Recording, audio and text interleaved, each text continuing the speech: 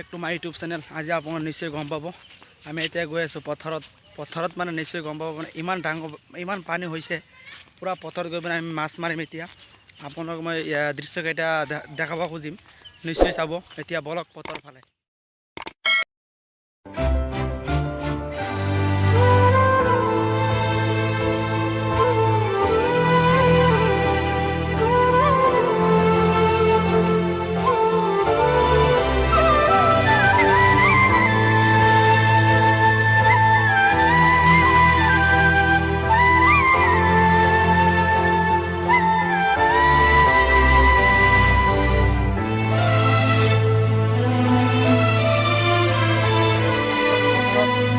পুৰা মানে পথাৰত পানী আৰু পুৰা মানে মাছ মাৰিবৰ কাৰণে আহিলোঁ পথাৰত। আপোনাৰ নিশ্চয় গম পাইছে চাগে। পুৰা কি ক'ম আৰু আজি গোটেই দিনটো মানে বৰষুণ পৰি আছে, মানে ঘৰৰ পৰা ওলাব নোৱাৰা অৱস্থা হৈ গ'ল, পুৰা বৰষুণ। এতিয়া মানে মাছ মাৰিবলৈ আহিলোঁ পথাৰত।